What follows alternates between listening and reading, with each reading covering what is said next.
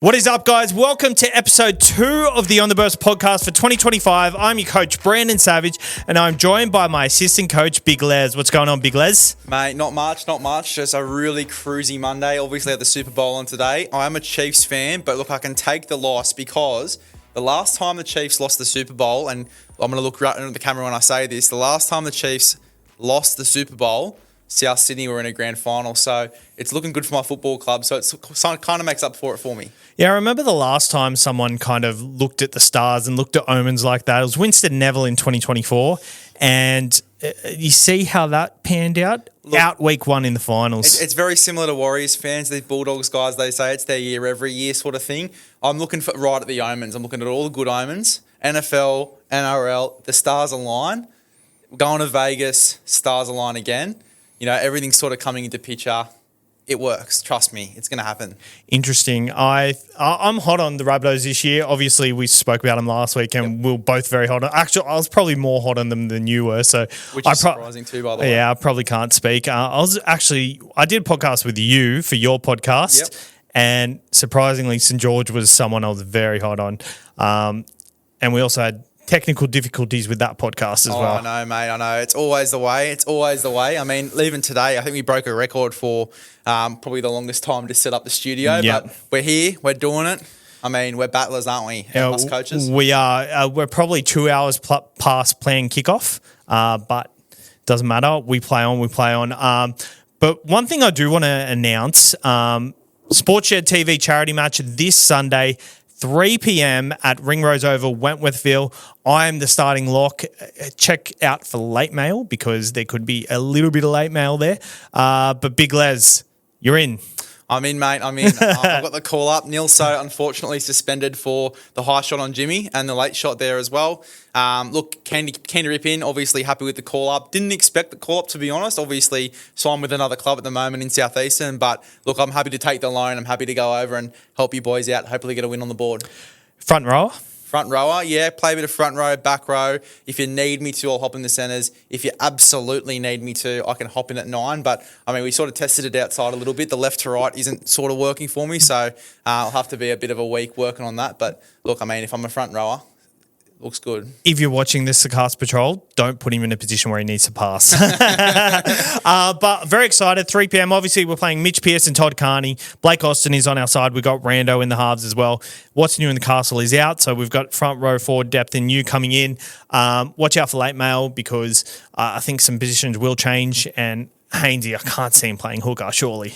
Well, look, to be honest, I've seen some crazy things in the charity matches and people playing some pretty crazy positions. I mean, you look at Rando. Where did he start last year? I don't think he started in the halves, but he ended up playing there and absolutely carving up. So maybe Hainsey's that revelation. He was named at back row last year, Rando, but we had one training session with him and we're like, he needs to be in the halves. So he actually started in the halves. Right, I think it'll kind of be like this weekend where a lot of people are named in different positions, but you won't actually know unless you're in the know. So I guess we'll break it down next week, have a look and review the game. But very excited, 3 p.m. Get your tickets. The links are in the bio and they're going to have a live stream available. So if you're not in the area, you can live stream it. And I'm going to buy the live stream as well because I want to watch it back and count my Supercoach points. Well, there you go. Exactly, mate.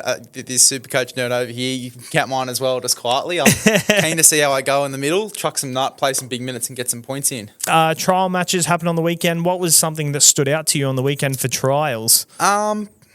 The trials were great. I loved watching a few of those young guys getting around, particularly the hookers. I think hookers definitely had a fair stretch. Not only Owen Paddy, who the guru sort of called there, but Sam Healy. Oh, mate, he looks like he's going to be a player. Obviously, the recruit there from the Warriors, from Cronulla to the Warriors. He was outstanding.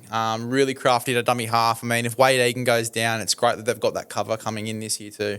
Yep, I agree. Obviously, Owen Paddy. I really liked the look of Jaden Barrell. I think in years past, he's obviously been someone who's been in reserve grade, stuck behind a hooker in reserve grade, but just, I don't understand why a club doesn't go after him. I feel like he'll go in there and do a job, especially a club like Parramatta, a club like the Cowboys even if they don't land a big hooker recruit, or even if they do, just having him as backup would just be so good. And, you know, I guess he's probably happy where he lives and he's probably just doing good by the boys, but He could play consistent first grade. Mate, journeyman Jaden Beryl, I think he's 28. 29, yeah. 29. So definitely getting into the peak of his powers there. But maybe that's a good thing for him. Maybe this year he really comes on and has a crack. Maybe get some first grade time there in a 14 jersey capacity.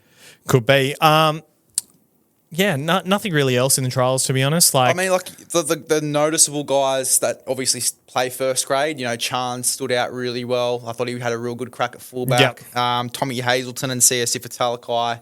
I thought that both of those guys went really well. Obviously, some really good meters from Tommy Hazelton. You got to watch his stats back. No missed tackles, 130 odd meters or something. He was unbelievable starting. So maybe that's a little bit of an omen there for the Sharks.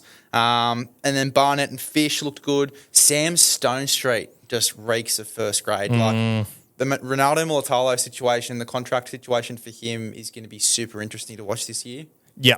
It just reminds me of obviously Canberra Raiders this year. Like Fogarty's already asked for a release. Sanders is obviously first grade standard eventually, whether he is now or not. He's obviously going to be the future 7 of the club. But these people have to make way eventually. Yep. And a guy like Ronaldo Mulatalo probably will move clubs just to make way for the salary cap. And it's funny, we're talking about all these Sharks guys. Like, I think this is the recipe for what you need to win a comp. Exactly. And that is good depth. I guess that can put us into the Sharks. So I was going to speak about some other things, but let's just stick on the Sharks there. What do you think the Sharks need to do to win a comp? Because I think their ceiling is a comp. I think their ceiling's a comp too. I've got them second on my ladder. If the preview hasn't come out yet, bit of a spoiler. But yeah, I've got them second on my ladder. I think they're going to do very, very well this year. I think that bringing Adden in, it's just sort of the piece of the pie that they've needed to go to that next level.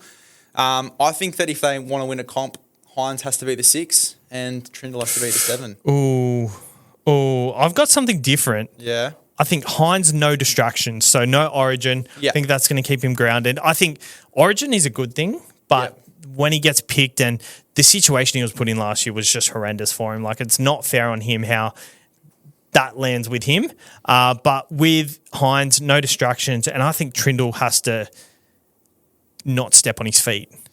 You see, I think that when you're looking at Hines, the no distractions, all of that sort of thing, I think the fact that he's at 7 comes into it. Yeah. Because it's automatically pressure on him to perform. Yep. I think if you just put him at 6, he can play a bit of a hybrid 6 fullback sort of role and just roam and create damage from both sides of the ruck.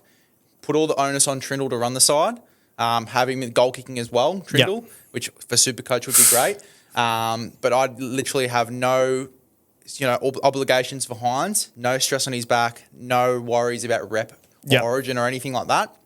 Just keep his role super simple, playing that hybrid role, playing off the back of what Trindle creates, and then creating a little bit of his own magic as well at 6. I guess my only issue with that, I find that the perfect setup for them, whether that's Hines playing fullback or just playing 5'8" as second receiver. My issue is we haven't seen Trindle do it for a full season yet. Yeah. Whereas Nicho Hines, he's done it for season in, season out. Obviously, last year was injured, and then towards the end of the year, he came back injured, and Trindle really took the keys. I think they just have to decide who's the 7, and whoever is the 7, I think they're going to do well. I guess the thing is, if they give Hines the keys, I don't think Trindle's the right partner for him. No. That's what I mean. Yeah, if Trindle is the partner, he's probably got to be the 7, right? Yeah, exactly. But I think it's also unfair on Trindle to put him at 6 when he is a more dominant ball player. Yeah. And I think that the main criticism for me for this halves pairing, and obviously while other podcasts were saying that the halves pairing didn't work, was because Trindle is a 7 and you're putting a 7 in a 6 jersey and just telling him to play off another guy who's, in my opinion, more of a 6 or a fullback. So I think that you move those jerseys around. I mean, the classic example for me is Matt Burton, right? Yeah. They throw him into the 7 for the Dogs. Obviously not a 7. Has a great kicking game, can definitely run aside maybe later in his career, but he is more of a 6. He's a great runner. And I think that as soon as Sexton came into that side, noticeable difference. They were playing much better footy, and Burton had no pressure on his back to run the team as well. So and it's like he wasn't playing his footy wasn't any different. Like, he wasn't going out of his way to make runs. But the thing is, you had a dominant 7 there that was able to lead the team.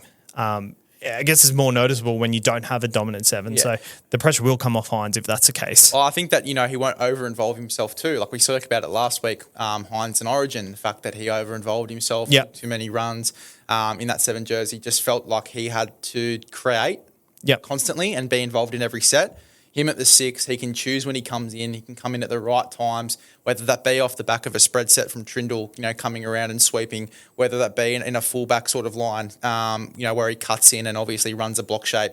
The lead run, takes the ball, goes through a gap and scores. He can pick his moments a little bit better, and Trindle can worry about where they sort of go and adding the direction. Because I think that Hines, like Bill Buller, we spoke about it with Buller, right? Yeah. Buller doesn't have, for me, for a fullback, the decision making yet, right? Yep. And he's still learning that. I feel like Hines is similar at 7. I feel like he doesn't have the decision making to be a 7. Yeah. While, obviously he had a Dally M year at halfback, I just feel like he was playing a hybrid fullback role. I think he's further along than what Buller is. Yeah. I think he definitely learned his trait a lot quicker than we thought he would. But when you got a 7 like Trindle there, you may as well use him and use the strength of Hines. The difference is like Trindle's obviously been a 7 for his entire career.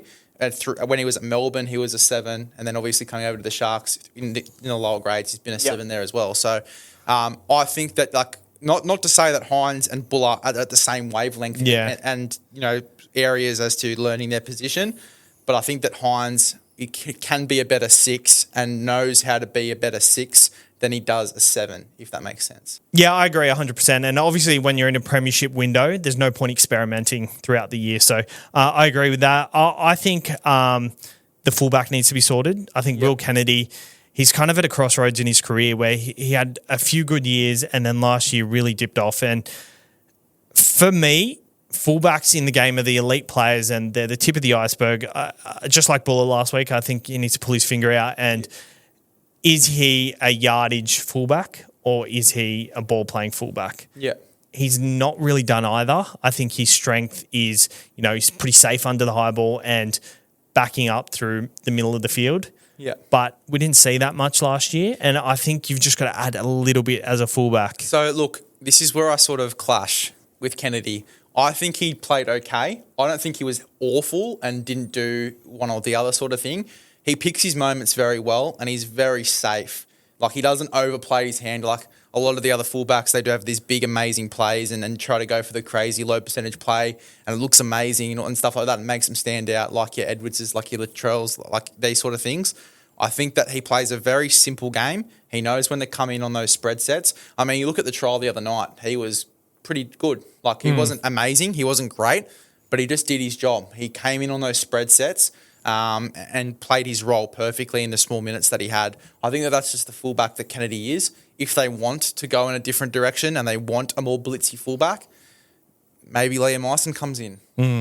But I think that Kennedy's just not that guy where he makes the big play and he's outstanding and electric. Yeah, I don't think he is either. I think he can turn into like a Dylan Edwards where Dylan Edwards was very similar, like what are you offering to the side? And I think he really found his way within the side when the side became set. And maybe this is the case for Kennedy and the Sharks, but I think they've got to make the decision really early because if it comes to the end of the year and, that they have one play to win the game and Kennedy just can't do anything to do it.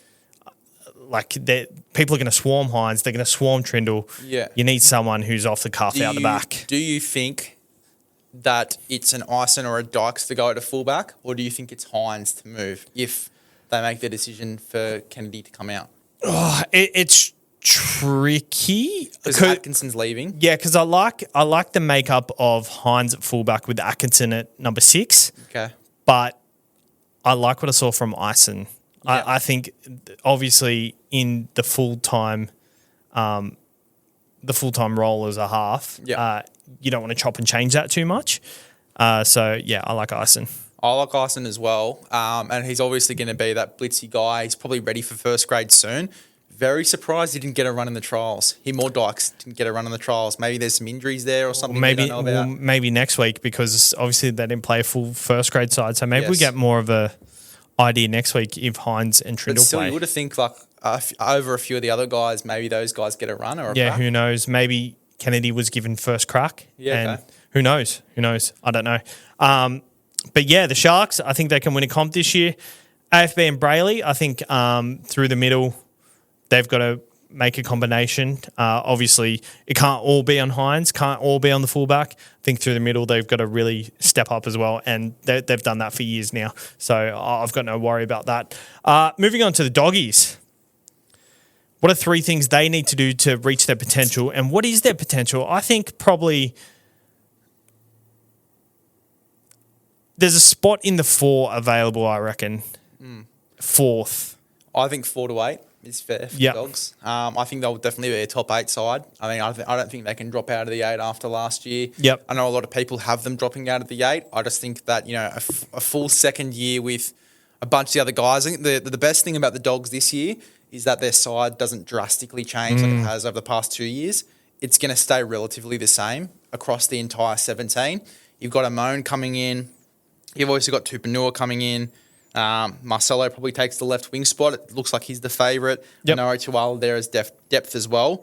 But relatively, like your starting 13 is pretty much the same as what it was in round 27 last year, in the finals last year. It's going to be relatively the same. I don't think there's going to be too many changes there. Yeah, I agree. I think that's one thing in Supercoach that I've been looking at recently. Yep. I've been looking at like the start of the season stats for a lot of people. Yep. And for Bulldogs players in particular, the last few years, they've all started quite slow. And I think for the first time in a long time, they've got the same core group there. And I think they can really buck the trend this year compared to years past. Can I make a big call here on the Verse podcast? Ooh. I think that Viliami Kikau will be one of the Dalian back rowers of the year this year. Ooh, I thought there was a chance he could have shifted to the middle, to be honest. Not a chance. Yeah, I'd be keeping on the left edge. Yep. I think that he's going to absolutely carve up this year. We saw hints of it at the back end of last year. Some really big performances. I think that, with another year with Burton there, might not be the start of the year, but I think that he's going to in for a huge season. He looks fit, doesn't he? Yep. In the off-season, and obviously no injury scares in the off-season as well. So, yeah, very interested to see how he goes. They can't lose their DNA of defence. Yep. I think they really built this DNA of defence. They can't lose that. I think if they lose that, that's their core. That's what they are. They're back to the Dogs of War. Sexton, he needs to keep it up. Yep. They can't drop off this year. I think with the likes of, there's a couple of halves coming on the market very soon, and there's been murmurs that Sexton's going to move on. There's Mitch Woods breathing down his neck as a youngster coming through. I think he's just got to make sure that he just plays exactly the way he did last year, because if he drops off at all, then the Dogs, they're gone. I love Mitch Woods. I actually had a chat with him in the off-season to see if he'd come on the podcast for an interview. We were sort of back and forth. I hope he doesn't mind me saying this. We were sort of just having a chat just about how he's going and things like that. But he ultimately made the decision that he might come on a bit later in the year because he wanted to focus on the boys and the pre-season and stuff like that. So great signs coming out of a rookie. All the footage from him looks like he's very, very fit. So he'll definitely be putting a little bit of pressure on Sexy Sexton there. But I think ultimately you've got to give Sexton the first crack. Like, I think that he... There's no doubt in my mind. And you know what? Like, it might be a big call. It might not be. But I think they can win a comp with Sexton. I think so too. I think he's good enough. I think like you've got so many superstars in that team. Yeah. Where it's like having a not so amazing halfback like a Cleary, like a Moses. I think it works because you've got Critter, who's a big game player. You've got Burton, who's a big game player. Kickout, who's a big game player. Sherry. All of these guys. Tracy at the back at fullback. Your team's stacked. So I think that having a 7 that isn't a 10 out of 10 halfback is okay. That's not a dig on Toby Sexton at all. Like, I'm not saying he's a shit halfback. I'm saying he's like quite good and he suits the team. Yeah. Because you've got all of these superstars and X Factor and game breakers, you don't necessarily need an amazing halfback. Yeah, I don't think so either. I actually think he's a really good halfback, and I think he's just at that age where he's just before he gets that next level. Yeah. And I really believe if you persist with him, he could be in the conversation of like, you need one of these Reynolds, Fogartys at your clubs to make sure that you win a comp. I think he's on the cuff of that. Like he's gone through the hard yards. He's really had to go through some tough times to get where he is, and he's come out the other end really good. I think he's in a side that helps him show the best of himself. And like I guess like Mitchell Moses kind of took a while, Yep. but because he was a prodigy coming through, like they persisted with him. Just got to persist with someone like Sexton, and the rewards will pay. And I think Mitch Wood's coming through. He's probably a bit young to maybe play first grade this year potentially, but I think that's good for Sexton. Yeah. Look, respect to Mitch Woods. I think he's still got a few years to develop and obviously get ready for first grade. I think that Sexton is definitely a first grade halfback. Yep. I think he was a first grade halfback when he was sitting in Q Cup for the Magpies. Yep. And I think that he is in for a big year. He's a great halfback. He's got a lot of skill. And I think we saw glimpses of what he can do in his literal first and second game when he carved up and there was a noticeable shift in how the side was playing too. Agree. The Bulldogs forwards need to overachieve again. I think that's a given. They've got a small pack. They got Leo Thompson coming next year. It's a bit weird when these big signings come through and they're coming next year. Like, you're almost saying that their premiership window isn't till next year, if that makes sense. Like, they've got a big guy like Leo Thompson coming that's going to replace someone in their side. Like, that's their plans. But, yeah, I don't think they can win a premiership. I can see him going on a run, but I don't see all the ingredients just there yet. But obviously, we can see a lot of development over the offseason. I agree. I think that in saying that they definitely need to overachieve the pack, I don't think it's necessarily going to be as hard as last year. Yep. Because they certainly do get a bit of size in the pack. They've got Zion May-Uu, who I talked about on my podcast for the Warriors. We did the Warriors preview, and then he signed with the Dogs like 2 seconds later. Yeah. But no, he's going to be a great signing. He looks very fit. Got a deal that he couldn't refuse over there at the Dogs. It sounds like he might have been promised a bench spot there, so we'll have to wait and see. But he'll be a great signing. Adds a ton of size. You got Tom Amone, who was literally one of the Super League's best forwards over there. He's carving up. Obviously played for the Rabbitohs as well for a little bit. Played really well there. But over in the Super League, he was just carving up. He had a real good team over there. Kai O'Donnell, who's gone to the Cowboys, was in that team as well in the back row. For Lee Centurions, they carved. So he's going to be a big signing. They've still got Max King. They've still got Sam Hughes. They've still got some size in the pack there that can really, contend. So I think that it's definitely not going to be as hard as last year. Who shifts and moves for those spots?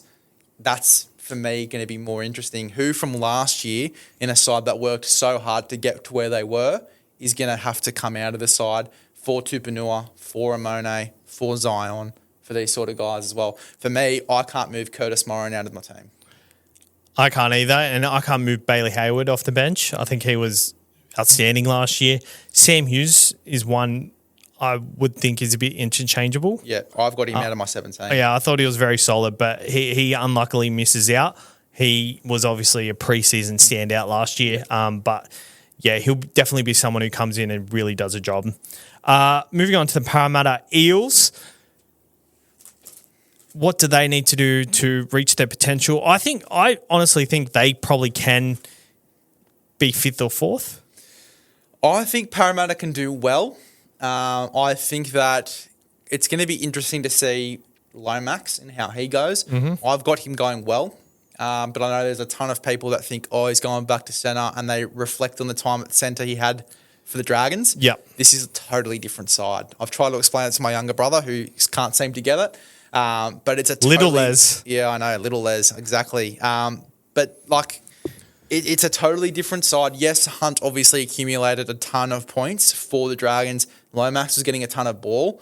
Yes, Lomax's stint at centre at the Dragons was, not as great, but I feel like having a full preseason in centre, outside, whether it be Addo Carl and he's outside, whether it be Sean Russell, whoever it may be, he's got Moses next to him.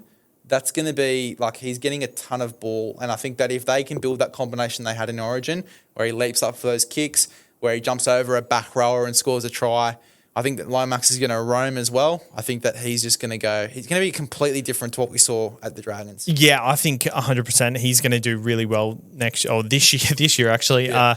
It doesn't matter whether he plays wing or not. He was in a side where I think Flanagan put him on the wing to get the best out of him, to get the best out of his best attributes, and he did that. And now Lomax knows the blueprint on how to be a first grader Yeah. and be a really damn good first grader as well. So I don't think he loses what he made him stand out last year.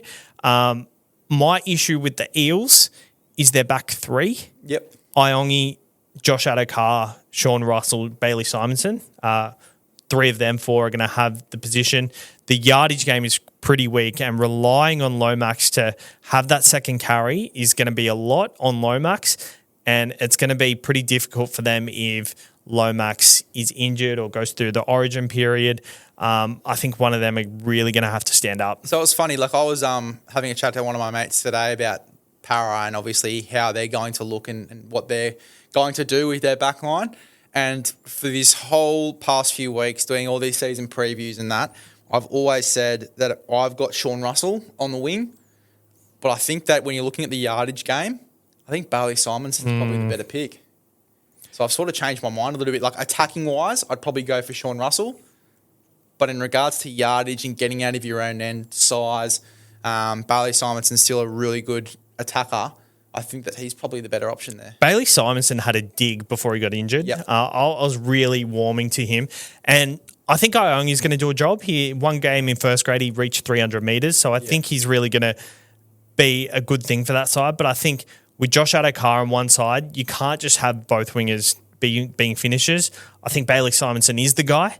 But I guess we'll wait and see. I think they're in good stead if one of them guys can stand up on one wing, because obviously Josh Adokar is brilliant at what he does, and that left side can hum if they play similar style without Gutho. Hopefully Dylan Brown stands up. You know what's funny as well? Will Penasini is going to have to shift over to the other side too. Yeah. That's something that no one's talking about. Well, it's funny that all these signings coming over, like Lockie Galvin's going to have to play on the right for the Tigers. Yep. There's don't even remember what else, but there's a lot of changes in positions. Like Moses Sully, Yeah, Moses Sully and Val Holmes. They're both playing on opposite sides. Yep. So I think that's going to be a really interesting chat. Yep. More so for Will Penasini, because the games that he played on the left, they were okay, but he's noticeably a lot better on the right side. He's very good on the right. Yeah. Yeah. So look, I mean, when Lomax had signed, my premonition was that it was going to be Penasini and Lomax. Yeah. And then you'd have Russell and Adokar on the left. But you know what? I actually think that it's a good thing that Lomax is playing centre for that reason, because I think stacking that one side with them two, that's just too much. Yeah, fair. In my opinion. But yeah, excited to see how they go. Big forwards. They got big forwards. I think their rotation is going to be interesting. Did you see Jack Williams got named as a captain? Yeah. I actually did my predicted 17s well before the end of last year. I think it was in November or something. And Jack Williams was my starting front rower. Yeah, so it looks like that's what's going to happen. Yeah. Called it. Do you think, though, that there's a chance maybe that Williams plays 13 and Hopgood plays edge? Edge. Because he did play a few games on the edge before he got injured. Ooh. On that right side. I haven't actually thought of that. I've heard a lot of people say, like, League of Inches in particular, he's a Para fan, and he's saying that he thinks Hopgood's going to go to the front row. But, I don't think Hopgood plays that style of front row. Like, I get trying to lighten the pack, but if you're going to play front row, you're putting Jack Williams in front row to do that. But I think Hopgood's like pretty much a carbon copy of Cam Murray. I agree. I think that they're two very similar players. They play a very similar game. They just go all out. They put their bodies on the line constantly. The ball playing's pretty decent. Hopgood's like a rougher version. Yeah, well, like rougher. a more like I think he's older too. He's nearly 30, I think, Hopgood. Oh, really? Yeah, I think he's like 28, 29. Because he's been behind Isaiah Yeo for years. Yeah, that's fair. Yeah, so he's been the captain of the New South Wales Cup for Panthers for a while, and he was just sitting behind Yeo, just waiting for his opportunity. And then obviously the deal for Para came around when they won the comp in New South Wales Cup, and he's carved up ever since. Fairy tale ending, but I look, it's a possibility. Hopgood on the edge. Yeah, I actually don't mind it. I think if they're going to go that way, I like him in front row, Jack Williams, because they've got, Junior Paulo, they've got Jack Williams, and then they've got Joe Offengawe, they've got Charlie Geimer. They've got a lot of big guys there. Yep. I think by putting Jack Williams and another big guy on the field, you're making the pack too big. Yep. So I like Hopgood in the middle. I like Jack Williams up front with Junior Paulo starting, and one of these big guys coming on for Junior Paulo, and then you got like a Luca Moretti coming off the bench for Jack Williams potentially. Yeah. I mean, they've also got Sean Lane, who's sort of a little bit of a forgotten guy there as well. And he's not massive, but he's big. So he's big, but he's not massive. Yeah. Tell me what you think about this, but I'd have Sean Lane starting in the front row and have Paulo playing like 25, 30 off the bench. I don't mind that at all. Yeah. I think Junior Paulo has showed a lot of good signs in the past few years, but he hasn't put it together. Yeah. So I think just limiting his time might get it for a longer period of time. Yeah, exactly. Like, you're just going to get more out of Paulo that way. Like, he's been forced to play humongous minutes. Him and Offa Hangawe and even Regan Campbell-Gillard, they've played 50-minute games. Just simplifying his role, 2 short stints, comes on and goes ballistic. If you start him for the first 20 and just get the first 20 and then he comes on for the last 20, maybe that's the play. But I think Lane's pretty much guaranteed. No one, I've talked to a lot of people, everyone regards him on the edge for his offload and stuff like that. I think that he's just going to turn into a middle. He's a guy that I think is a little bit older as well. I think he's been in the Manly system for a while. He was Manly, Dogs, Warriors, and then Parramatta. So he's been around, and he's a bit of an older guy as well. I feel like his body's just calling for him to go to the middle, and I think we saw a little bit of that last year when he moved in there and played a bit of a role. I think he can still have that sort of impact with the offload, the footwork. I think he can do that in the middle too, and it just adds another layer to their pack. Because if you've got Williams there, you've got him, you've got Hopgood. It's a very mobile pack, and then you get the big boppers and your Offa Hangawes and your Junior Polos that come off the bench and play that bit of a harder role, or vice versa, whatever you want to do. But that's what I'm thinking. Does Madison play middle or edge? I like Madison in the middle, but it just seems like a lot of middles. I think Maddo plays middle. I think that your edges are Kelma Tuolungi and Bryce Cartwright. That's what I think is going to happen. Because I don't see either of them playing in the middle. No.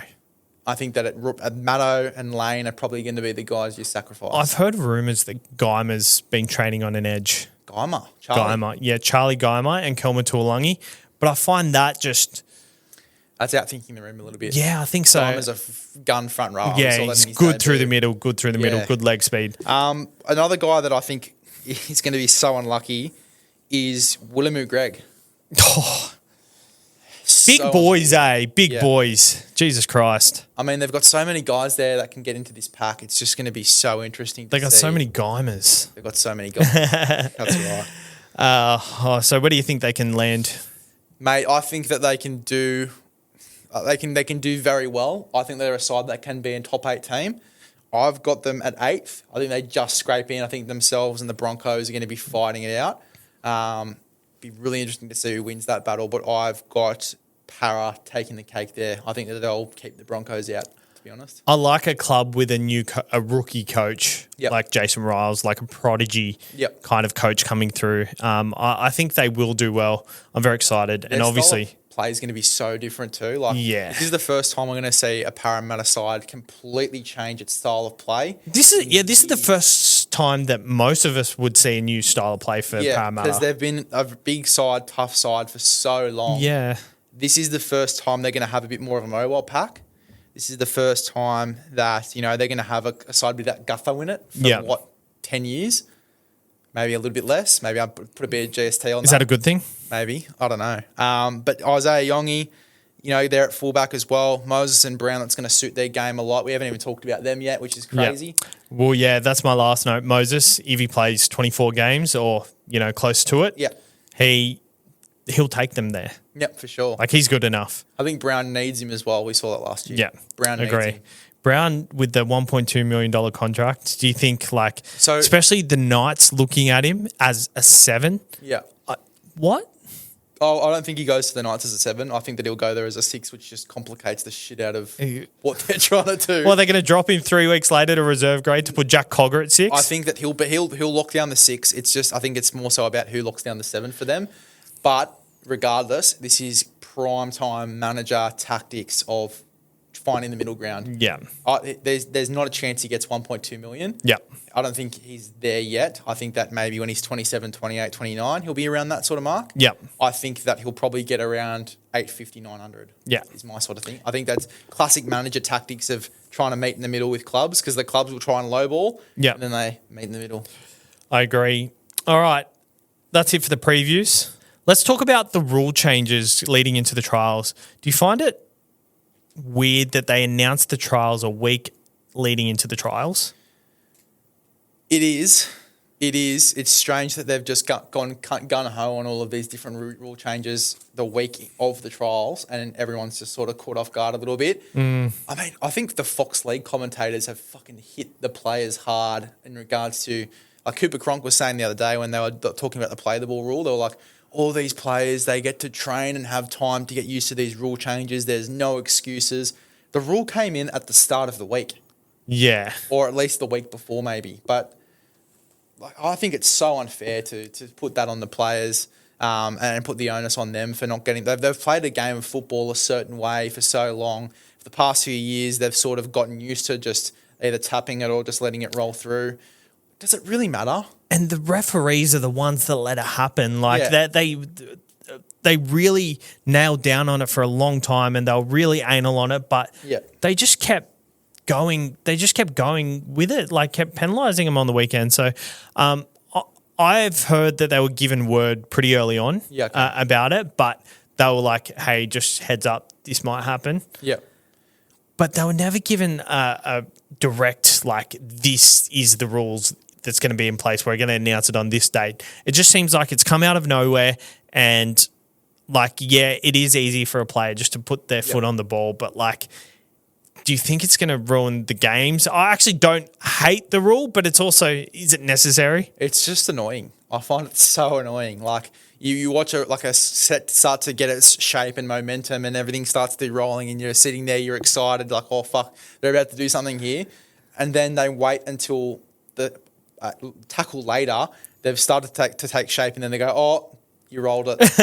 Like, it just ruins the whole work-up set and everything. Like, yeah. And look, at the end of the day, yes, the onus is somewhat on the players to, get into this new rule, but they've had it for about a week, 2 weeks, 3 weeks at most. I think it's pretty unfair. And the sin binning one for me, I think that's just going to really hurt. I hate that sin binning one. Oh my God. So if you're not around it, if a player fails a HIA 15 minutes after that they go off the field, really, then the player who caused the arc is now eligible to go off for a sin bin. Yeah, so the official rule and its official wording, I looked it up today because I was sort of having a look to see if they added anything else or anything like that.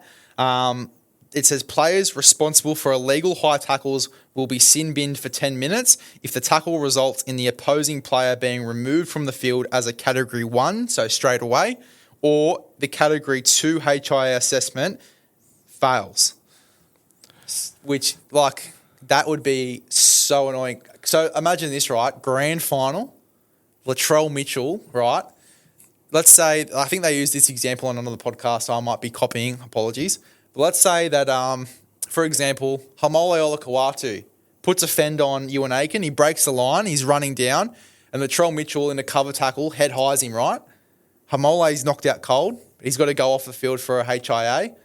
15 minutes go by, the Rabbitohs look to be getting on a roll. Let's say Manly were up, 24-12, right? The Rabbitohs, in that 15 minutes, they get it to 24-18. The Rabbitohs are about to start a set and get into Manly's end. They stop the game, and Latrell goes off. It's the last 5 minutes or something. Like, you've just caused that team to lose the grand final because of something that happens 15 minutes prior. Yeah. Could you imagine? I'll tell you what would be even worse if it happened at the 65th minute mark. Yeah. And someone's gone off and they are eligible to be sent off or sin binned, but the referee is too scared to do it because they're like, this rule is insurance. Yeah. Does it get to the point where they've got to make the call themselves? I think that's what they got to do, right? I think so as well. Like, the ref's on the field for a reason. I feel like over the past few years, and look, I'm happy I'm not a coach, so I don't get in trouble for saying this. I think that the onus for decisions has come off the referees. Yep. And it's gone to the bunker. So the referees are sort of no longer making the decisions, yet they're the face of the decisions. Yep. So we sit here as spectators and fans and go, oh, this referee shit house. Yeah. Because he sent my favourite player off in such minute, blah, blah, blah. When in reality, it's the bunker making the bunker. call. Yeah. And then the refs have to wear it. I think that's something that hurts. And I heard a suggestion on levels. I'd love to hear your thoughts. why don't we get the same referee for the whole week in the bunker? One referee, the whole week in the bunker, so we get consistency with bunker decisions. I don't hate that, but I think the issue is it's not even different people making different decisions. It's obviously like interpretations. Yeah. But it feels like certain howlers that are being made are they're ridiculous. Like everyone can see that, a ball's dropped in that tackle, Yeah. but they just keep, I don't know what they're doing, but I think they just need better people in there. Yeah. And whether it's you have limited people over the whole weekend, so like 2 people over the whole weekend, just have better people You know what there. I think as well? Like I think it would be great if, similar to how the players have 10, 15 seconds to make a captain's challenge. Yep. I think the ref should have 10 seconds to make a call. And if they miss it, they missed it. They can't go back and say, 2 tackles before you've dropped the ball. 2 tackles before I agree. there was this. I hate that. I reckon they have 10 seconds to make the call. And if they miss it and 2 or 3 tackles have gone by, that's it. Or even if it's just the tackle after. Yeah. So if you've waited a tackle or so to make a call and you've only found it out after, you can't make the call. Yeah, I agree. Get it straight away. I agree. Let's not talk about referees. Let's Such not- a I bum know, I killer. know. Oh my God. Such a downer. There's been a lot of chat about names on jerseys, led by the one and only Winston Neville, the leader of the Doggies fan base. And I just want to know what your thoughts on names on jerseys are. Mate, there's plenty of pros. There's only one con. So I'll read out my list because I did a little pros and cons list for you. So the pros, player surnames. Players are proud to have their surnames on jerseys, right? Whether a player plays 1 game, whether they play 300 games, they're going to have that jersey as a thing to obviously remind them of that game. A lot of players that play the 1 to 2 games will frame it up as, this is my debut jersey. How much more meaning is it going to have if your surname's on the back of that jersey as well? You know what I mean? Yep. So I feel like the meaning behind the surnames for players, having that on the back of a jersey, I think is so, so good. I think that as well, the RPLA will be all over this, but players will maybe get percentages off jersey sales. Similar to Michael Jordan and the Bulls. You'll obviously get players getting maybe 10, 15% of jersey sales. If they get jersey sales, does that it's $160 jersey? Are they going to make the jerseys more expensive then? I don't think so. I don't think you need to. Yeah, I don't think so either. But it just for more production to be made, does it mean they expect to sell more, so there'll be less? Or I think they'll expect it. For example, if you go for South, but your favourite player is Nathan Cleary, and a Nathan Cleary jersey comes out, how many people are buying Nathan Cleary jerseys? A lot, yeah. You know what I mean? So you're going across all different fan bases. Yeah. So then it's not, a Penrith player has to wear a Penrith jersey. Yeah. Sort of thing. Does that make sense? Yeah, I agree. But I also think, does it change that much? Does it change that much in the scope of jersey sales? I don't think it'll change too much, but I think it will change a bit because people that have favourite players, or maybe there's some people that follow a player rather than a team, because I know a few, they'll probably look to buy this specific player. Yeah. And imagine this, right? Imagine they bring out retro jerseys. So you could buy an Andrew Johns jersey from 2005, or you could buy, trying to find other examples, a Benny Barber jersey, like a Bulldogs retro Benny Barber jersey with his name on it, right?